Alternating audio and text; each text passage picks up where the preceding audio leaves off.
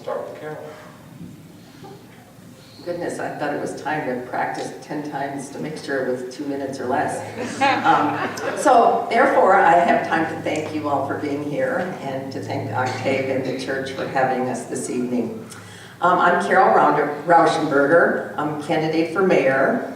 You all know about me that I grew up in Elgin and that I've been on city council for 6 years and that I've been elected to governments in other places. But I want to just tell you what you don't know about me. I hitchhiked across Europe and North Africa as a college student. I crossed the Sahara Desert on the back of a coal train. I lived on the Greek island of Patmos. I lived on the island of Manhattan.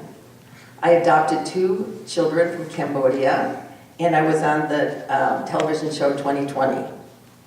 I hiked to the Mount Everest base camp. Almost made it to the base camp. I took my kids when they were younger, and we took the jungle train with my sister-in-law Betty up the from Singapore up the Malaysian peninsula through Thailand and into Cambodia. And we stayed at hostels. I lived on the island of Saipan. I have 3 children and a husband. So what does all of that say about me? Well, I've got a lot of stories to tell, and I'll be glad to share them with you someday. But it also shows that I have a lot of energy. I've had a lot of experiences that shape who I am today and how I look at the world. And I think I bring a lot of new ideas and ways to make Elgin a more interesting, international, wonderful place to live. And I'm glad to be back in Elgin. Many of you know me. I grew up in Elgin, and we're going to start a little contrast very, very quickly here because I was born in the city of Elgin. I've dedicated my life to this city. I worked in this city for over 30 years for the Fox River Water Reclamation District, and I've been a city councilman I was a city councilman for 6 years, served on the Planning Commission for 6 years, been mayor for 8 years. Before that, I was president of the Eagle Heights Residents Association. I was one of the founders of the Elgin Community Network.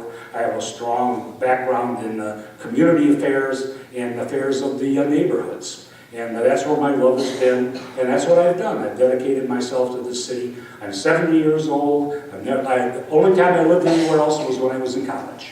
And I was a little different than a lot of people. In the 1960s, when many of us graduated, we separated. At that time, we moved to other communities. I never did that. I came back, I love this town, and that's why I'm here. That's why I'm going to run for mayor.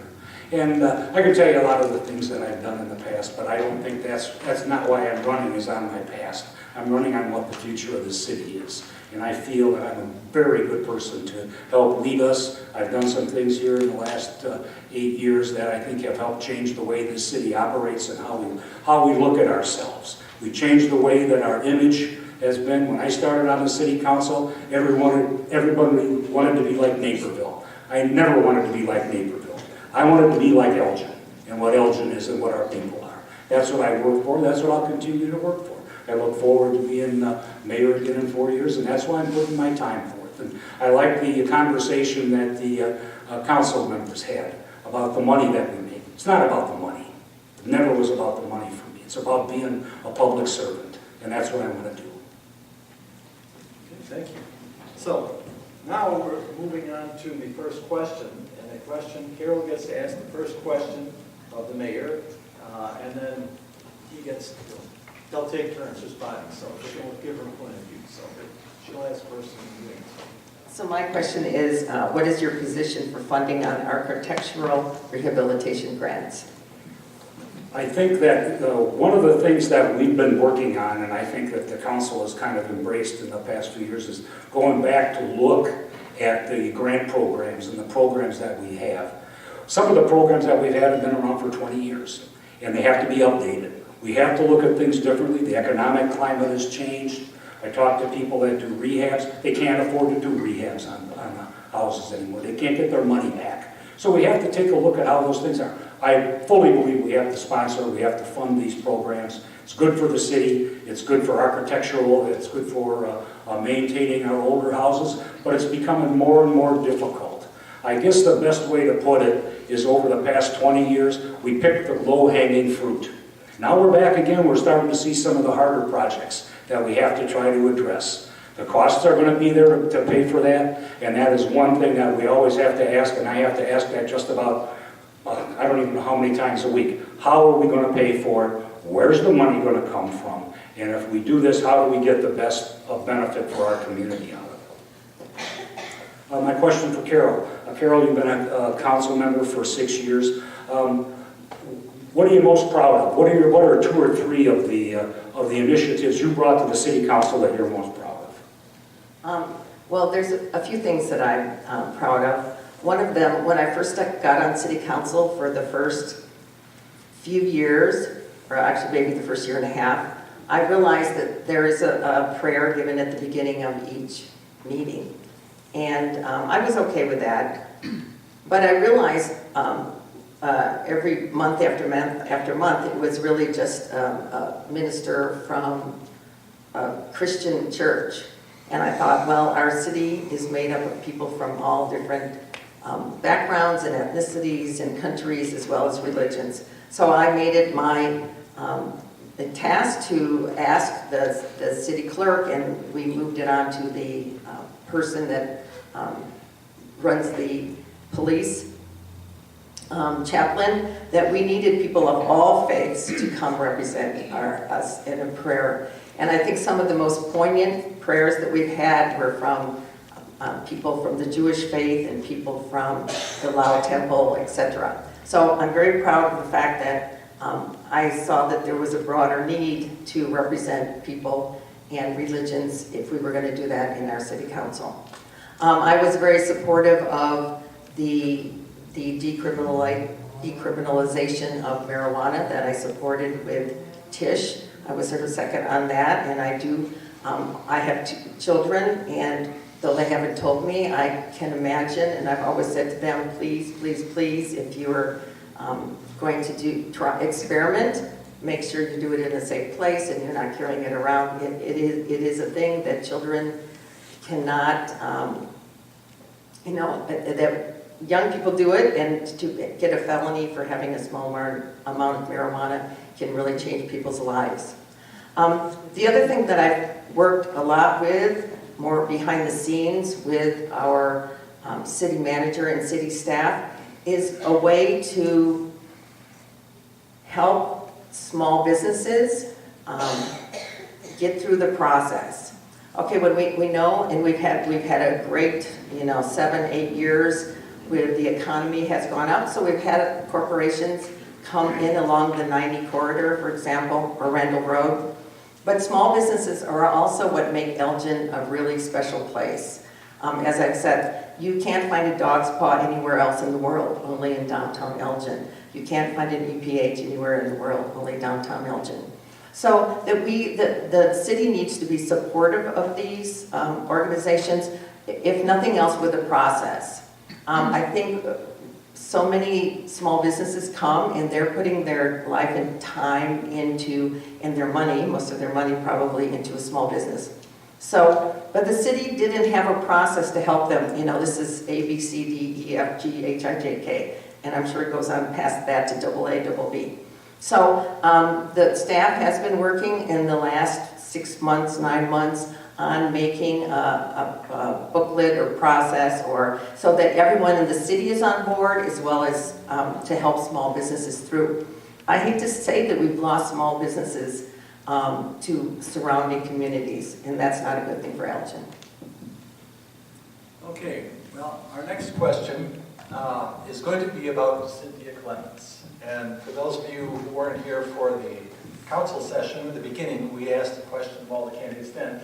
The same understanding exists. We know that the city is under legal obligation to not increase their risks for lawsuits that are pending, but there must be something that you can say, and in this particular case, this would be a perfect example to contrast yourselves one with another, because how the case has been handled so far has been pretty much, as to my understanding, as directed by the mayor.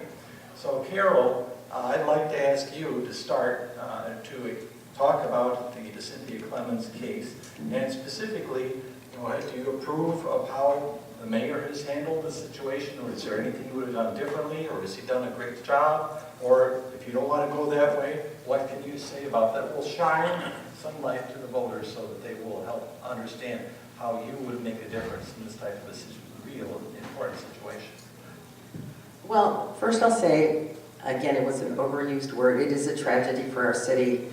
Nothing we ever anticipated, really never anticipated to happen here, because we do have such a wonderful police department. I myself have evolved in my feelings about what has happened and what did happen on that morning, I guess it was early morning.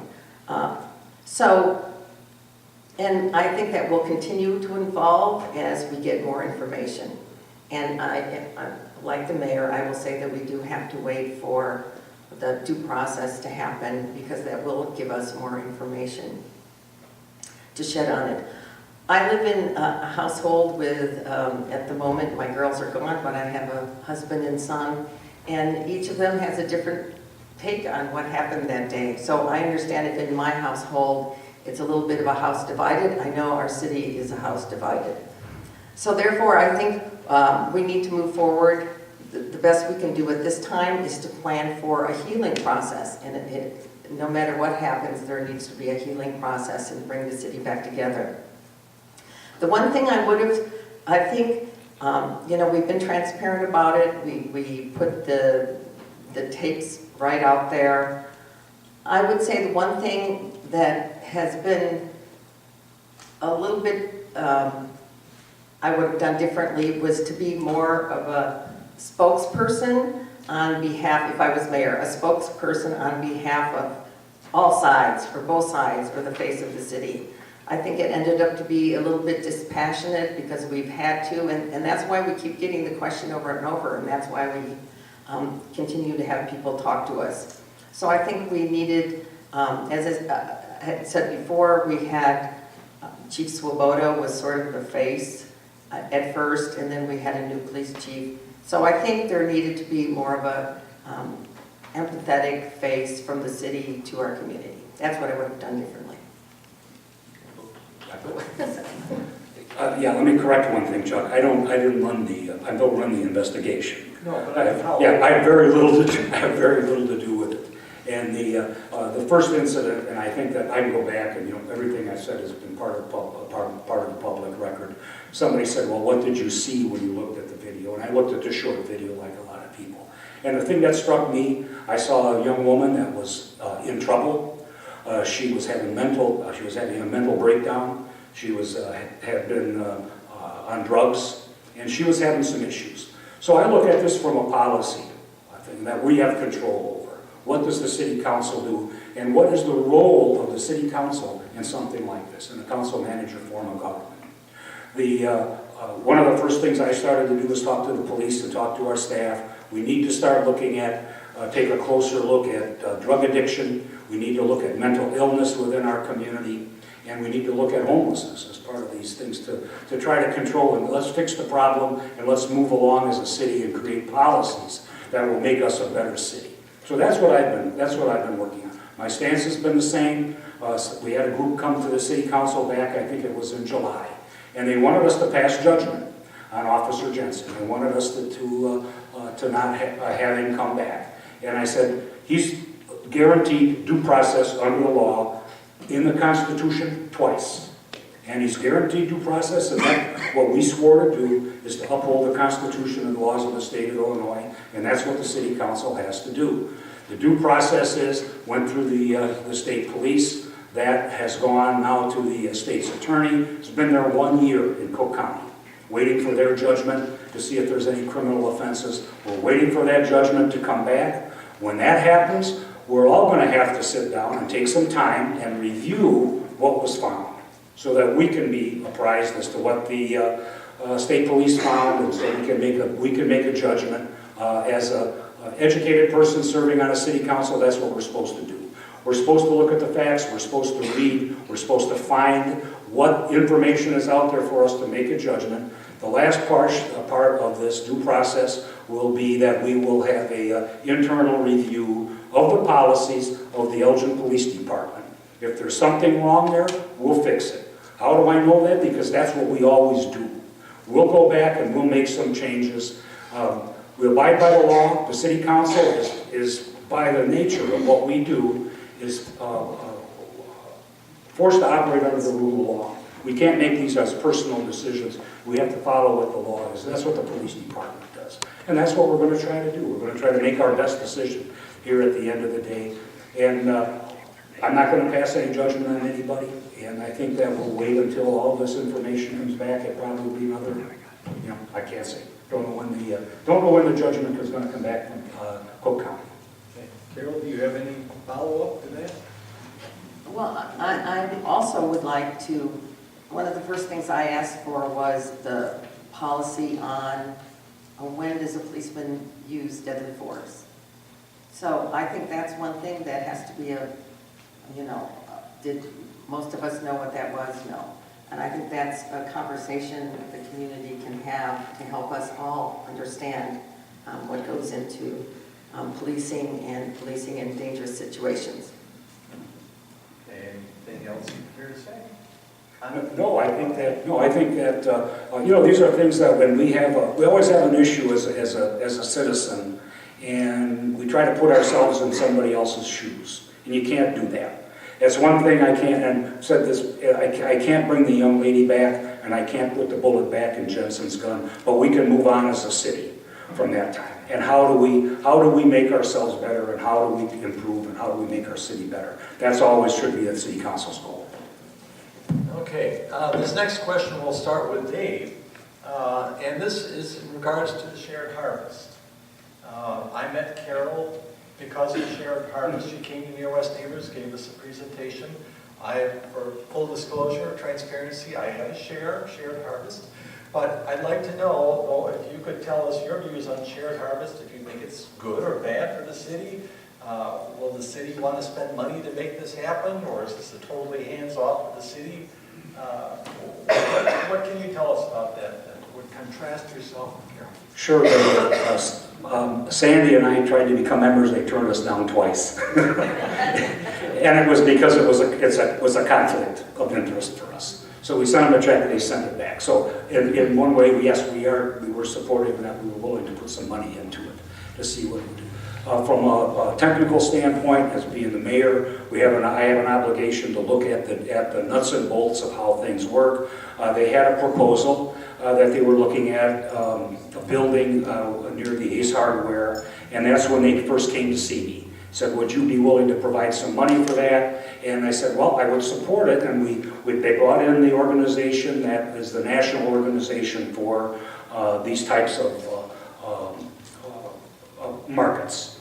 And they brought their technical people in, they brought the ones that were successful. And one of the things that struck me is they said, well, to be successful, you have to have 1,000 members. So that was my challenge to them. You come back with 1,000 members, and then we'll talk about the process that you need to go through to get the funding. At that time, we didn't know what it was going to cost. We didn't know where it was going to end up. So there were a lot of open ends on that. So to make a commitment for taxpayer dollars at that time, no, that wasn't ready to happen.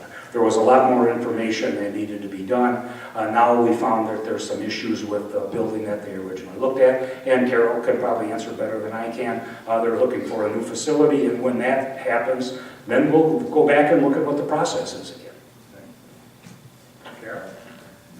When I moved to Elgin, moved back to Elgin about 13, 14 years ago, one of the things that was a little disappointing to me was that there was not a location to go buy more organic foods or some local farm foods, more healthy foods to give my children. I could drive 10 miles to another community to do that, but I wanted, I shop in Elgin and I continue to shop in Elgin, and I wanted to shop in Elgin.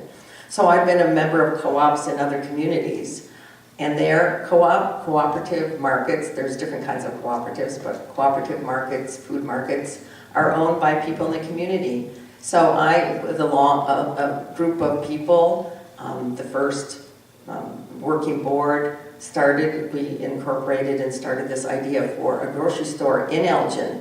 And I think, I want to say, one of the tenets of besides having good food available for people in Elgin, was to have it to be in downtown Elgin, because we wanted to increase the vitality of our downtown. And as a matter of fact, the group that was most supportive of us was Tanya, when she was on the Downtown Neighborhood Association.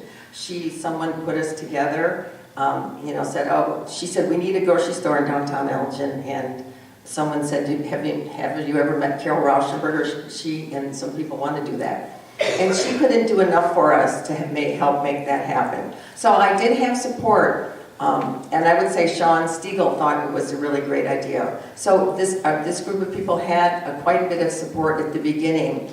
But I think that, we're not the only co-op that's tried to start in Illinois, and we're not the only one that hasn't started.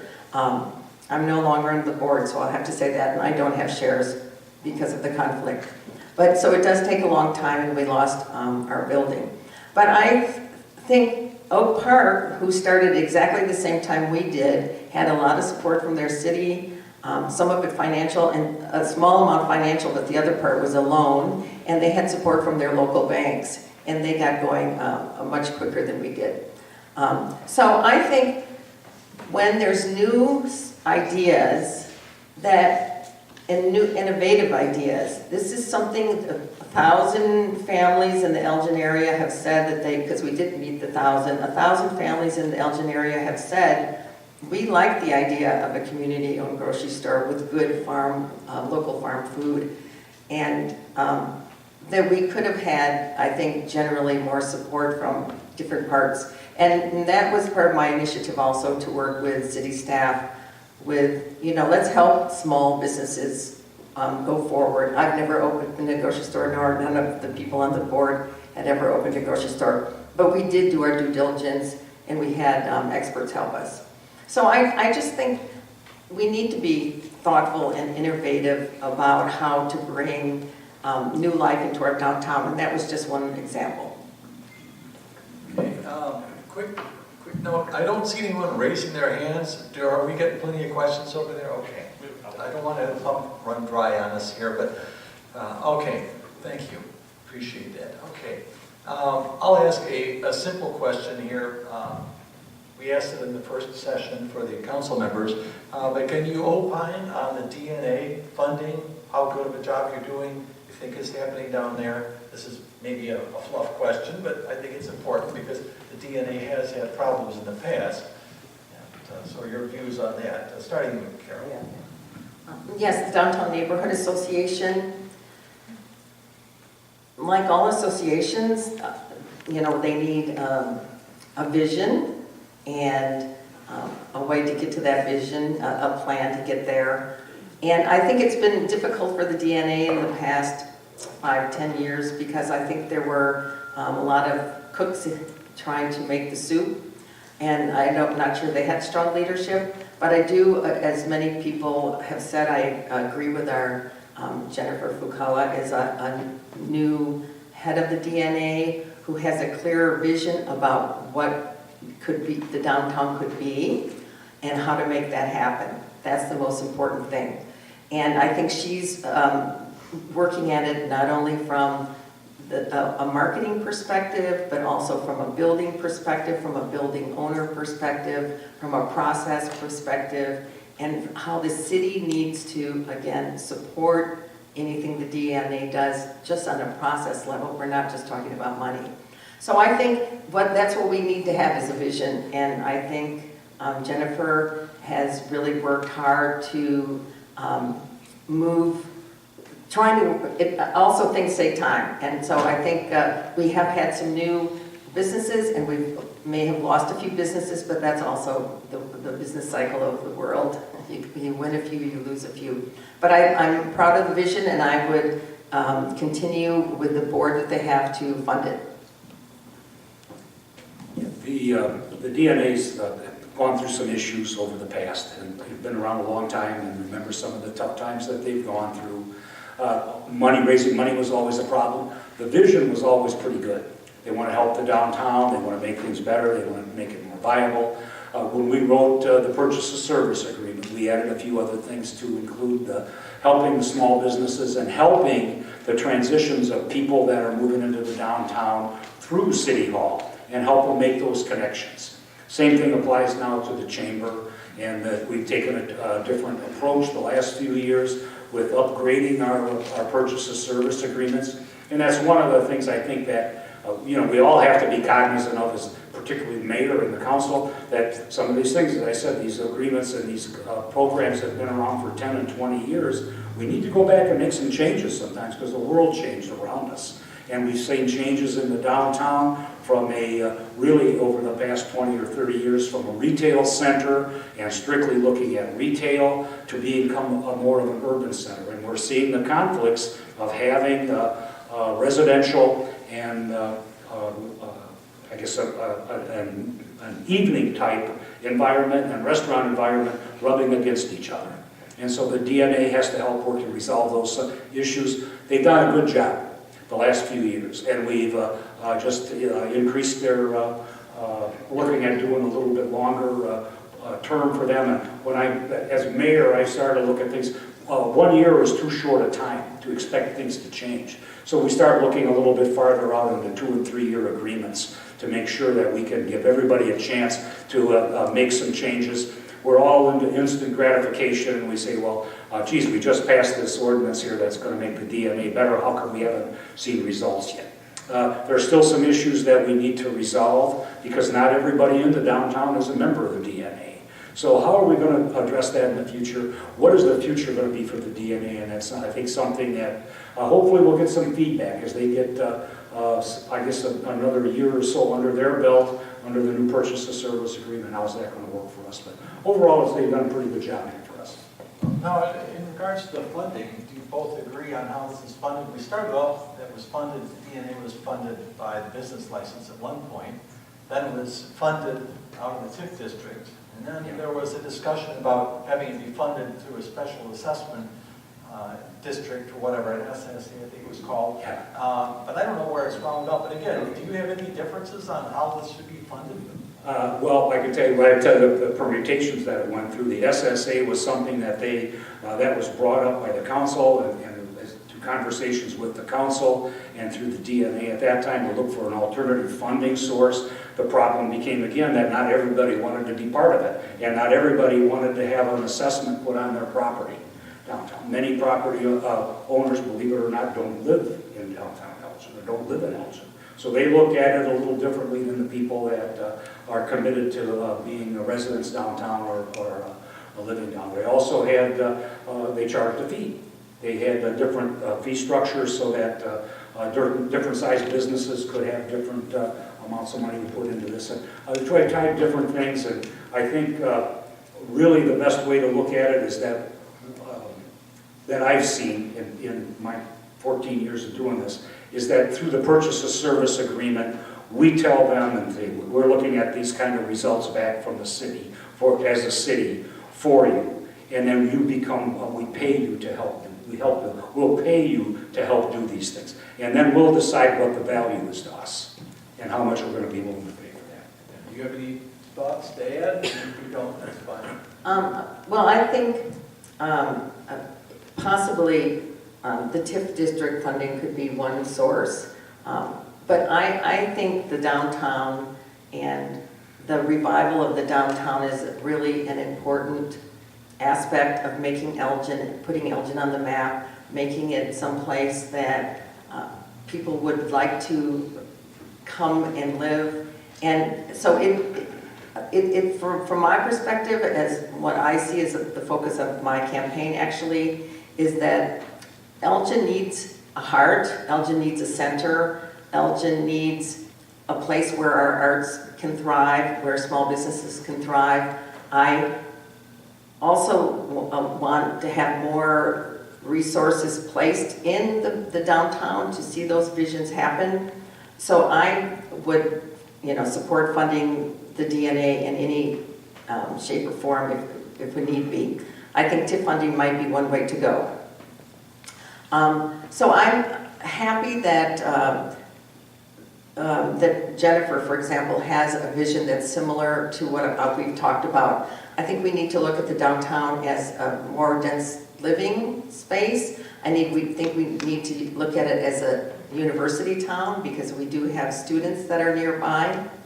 I think we need to see the river as more of an amenity. I think we need to sell the fact that we're very close to Chicago and on a train line to Chicago. And I think if we get all these things together, more retail downtown, I've had a lot of ideas for downtown that really didn't go anywhere that I would like to put into place. For example, outdoor seating in parklets so that all the restaurants would have some outdoor place to be in the summer that puts more people on the street, increases walkability. I've had the idea to actually try to bring for our retail, because we can never compete with the mall in Dundee or the mall, which is not too much to compete against anymore, or the mall in Schaumburg or really Randall Road, is that we could do specialized retail, for example, fashion, get young fashion designers, which is a very low barrier to entry business to start, and we have a lot of fashion design universities in the area. So I think I'm just happy that the DNA is looking forward in those same ways to make Elgin really our civic and the center of our heart of our city. Thank you. Okay, now I'm watching my watch, and we've already reached the point where I said I would ask the audience and the two candidates if they want to do an extension.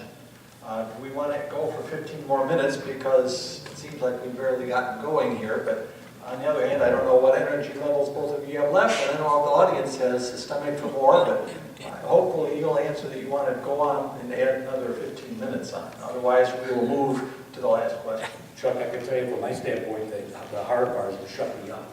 So if you want to go over 15 minutes, please go ahead. Yeah, you're fine. Does the audience want another? Go for the 15 minutes, yeah. Okay, 15 more. Okay, 15, we'll lay it down. Okay, very good. So we have consumer feedback, so we know that people want to hear what you've got to say. Okay, the next one is something that has been brought up in the past. Elgin Octave has advocated in regards to the city doing something with their excess inventories of properties. And kind of let it fall by the wayside, but a few months ago, Dan Miller sent me some pictures, and he explained to me, he said, oh, did you know that the city has recently sold some properties, vacant lots, and they've done some infill housing, and one is actually completed. So I brought a picture of, this was an empty lot, the city sold it for a low cost, and now a building has been completed, and there are a couple more houses that I believe will be starting before too long to fill empty lots.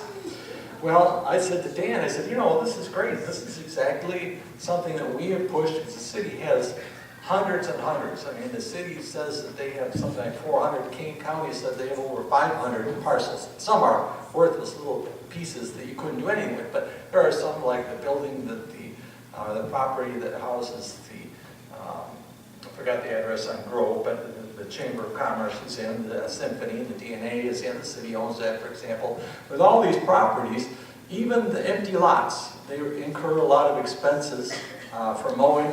Dan provided me with some FOIA information, thousands of dollars just for 1 month for mowing all the stuff that the city has. And a lot of it are just, you know, empty lots. So with the concept is there something that the city can do, whether it's forming a commission to evaluate all these properties, or having the zoning commission, or somebody somewhere be tasked, instead of just leaving these things in perpetuity doing nothing, say, look, let's put some of these things back on the tax rolls. Again, an empty lot doesn't do much, that doesn't add, and there's no value there. But just as you see there, that's going to bring in, who knows, maybe $1,000 to the city every year, and $2,000 to the U46. And if you do this, you know, with 10 houses every year, 10 get built, you know, this is a good thing. Economic vitality, raise the tax base for the city of Elgin. So what I would like to ask is, I'll start with Carol. Do you have, and again, I'm not wanting to limit you to, oh, it can't be by a commission, whatever. Do you have any thoughts on utilizing our excess property inventory, researching it somehow, and moving some of it, you know, off with the city's rolls and onto the tax rolls? Well, let me first say that I'm on the Home Commission, which is a commission that uses CDBG funds and other funds to do projects just like this. So we okayed this project. So interestingly enough, the city did donate the lots that they had, and this will be low to medium income housing. So, or someone can buy that, but you have to have an income cap before you can buy it. So that's a wonderful way to infill our neighborhoods. They did a beautiful job on making this particular house match as an infill to match the surrounding properties. They did a great job, and the architect specializes in this kind of thing. And Elgin does a lot of that, actually. And so I think that's great. I would say, I know that, first of all, we're buying, the city buys a lot of land and has bought property and houses all along the river. And that is a positive from the perspective that we need to manage the housing near the river because since I've been on the council for 6 years, we've had two 500-year floods. So this is maybe something as climate changes that we need to pay more attention to, and so this is a positive thing. I know we own some great big parcels in downtown, and I would like to actually come forward as part of my focus to come with a plan to use those downtown parcels and start talking to developers about putting, again, more housing density and to use those spaces we have downtown to get some more tower buildings going downtown, because I think that will influence the vitality of our downtown. I think also there are other pieces of property that are surrounded, we purchased for traffic and those sort of things. But you're right, I have not looked at all the many parcels that are on there. I think it should be a staff, start out with the staff recommending to the city what parcels we have and have a discussion about it. One of the things that I would like to do that we did when I was first on council and we haven't done it lately is to have the off-campus Saturday or some other evening sessions where the city council can just talk to each other about broad ideas, not about policy in particular, but about what do we as a council want to go forward with. Here are these 5 issues that the committee has brought up to us. Where can we use staff time? That's also a limiting factor, by the way, is staff time to work on these projects. So some things get pushed forward and backwards based on what our staff availability is. So I would, suggest we put it on our list of wants and needs for staff to first look at. And if there is a determination that citizens can come and help us with that task, that would be a good idea. As a very quick note, Laura Wilson Valdez has created a list several years ago, maybe 4 years ago. She spent a lot of time to inventory because there didn't used to be any inventory at all. It was just a list of lot numbers. So some work has been done. And thank you, because I think that's probably pushed by your organization. So that's where we need to listen to the community and follow up on things that we need to. So Dave, and what are your opinions? Sure. When I kicked off my campaign back a couple months ago, one of the first things I talked about was 3 properties downtown that I wanted to look at. One is the old library site. The other was the old First National Bank. For those not familiar, that's the sunken parking lot. That's kind of kitty corner from the tower building. And the other one was the old Crocker Theater site, which is way up at the other end of Festival Park. All 3 of those properties were really planned to become residential and condominiums at one time or another. There are plans on the books for each one of those things. Those are never going to happen. And to go back and say now we want residential here is the mistake that was made in the past. We need to let the developers and the people that are going to build the buildings there come in and tell us what's marketable now. How's the world changed for us? Do we need to look at this as retail? Is this property a good site for housing? If it is, it is. But let the developers tell us that. I noticed that was brought up 3 or 4 times about that property on the corner downtown where the Chamber, now the DNA and the Symphony are tenants. They're in there. If we close that building and sell that building, what are you going to do with them? Where are they going to go? We help each one of those organizations stay in business, and all that will do is add to their costs. Maybe the best use of that property is exactly what it is. So my point here is, let staff determine this, let's sit down and let the council talk about, is this the right thing to do? If we sell that building, we're going to have to work with all 3 of those organizations and find them a place that they can do their business. One of the other properties I brought up, so Dan Miller out here, and I talked to him about that, is the old Channing site. That was developed, there's plans out there to build 12 houses there. We're running into a lot of glitches there. We've spent hundreds of thousands of dollars putting in infrastructure there that now does not serve anybody. But there is a way that we can look at doing some housing there and make it a benefit to the community, to the neighborhood. We're looking at a community garden as part of that. But I think we could also look, there are some buildable lots that are there. Don't forget, this house was built partially with federal money. It was federal money and a donation of land from the city. And that's what would happen on those sites. That's kind of my vision there, that there is money available, depending on the demographics of the neighborhood around it, that we could use block grant money to build housing on that site and clean up some of those lots. There are some issues there with some of the way the debris from the Channing Y was buried back in the day. And we need to go back and look at some. So some of those things are maybe not the best solutions to be built, but they're maybe a good way to look at that where we can kind of meet the needs of everybody and put some nice housing there. Some people have been acquiring and are inquiring about it. And I think it may be something that's a possibility. As far as the other lots that we look at, each of these things come along as a case by case. Is it a good buildable lot? Is there a market for this? But again, to do something on these properties is just not true. We can't sell the lot and get $12,000 and some guy's going to come in there and buy it. If we could have done that, that had been done a long time ago. We're not seeing those kind of things because the builder has to come in and be able to make a profit. And the way that it works out with this house is that we provide some assistance from the block grant money. Well, and of course, the point was this, as the city has done, is my understanding, that was sold at low or no cost. I mean, the lot that particular house was on. So That's our emulate that, do that somewhere. I don't want to morph into this because this will take us all night. But one of the things we talk about is incentives.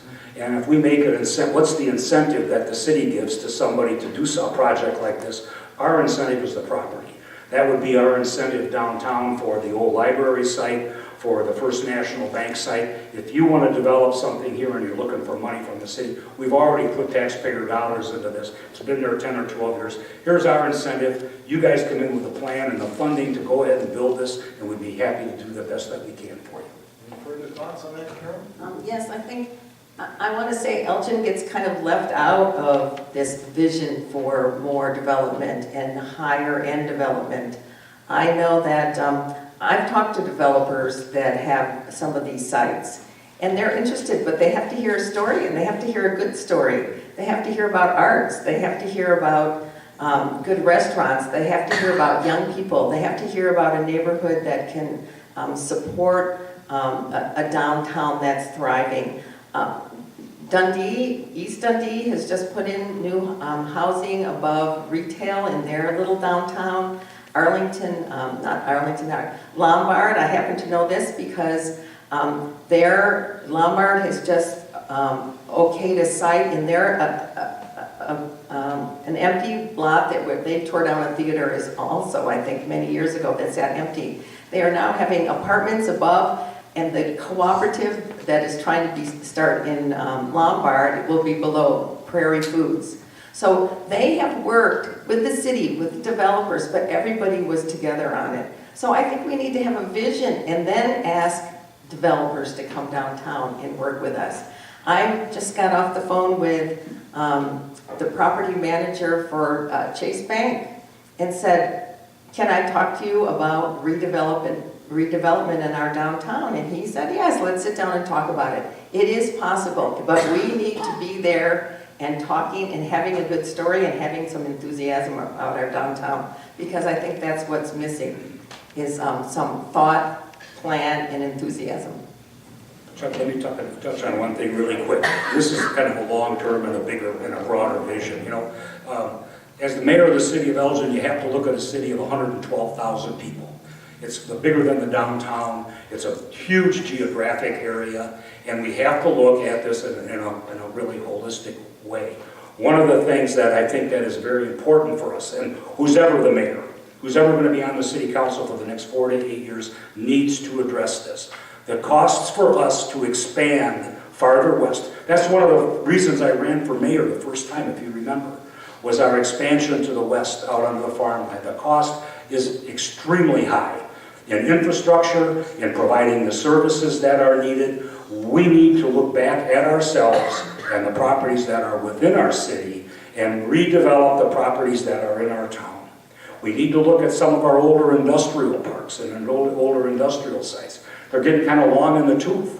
And some of these things, we may be looking at demolitions, we may be looking at reinvestments, but the way for the future for us and the most cost-effective way is to redevelop the properties that were already within the, let's call it within the service area for the city, where we can provide, without added cost, fire and police protection and public works protection. We're plowing the streets in front of vacant properties. We're plowing the streets in front of vacant buildings. Let's start looking at those and make a decision as to how we're going to reinvest in ourselves, in our community as a whole. I agree completely. If you read anything about urban development, they say you should be focusing on your already built areas and not be expanding out into your farmland, which people think has no use, but I see it as a farm. So, and downtown Elgin has the capability of being a great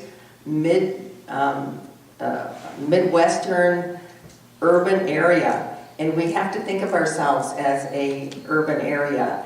And I keep thinking about it as, it's the little city that could. We are a city in the suburbs, and that we can be an exciting place to live. Okay, we've got 2 more questions. This first one, if we can give briefer answers, I don't know what's involved in this, but contrast yourselves if you can. How do you intend to handle the new waste management contract? That's the whole question. That our contract is due, is going to expire December 31st. It's one of the most expensive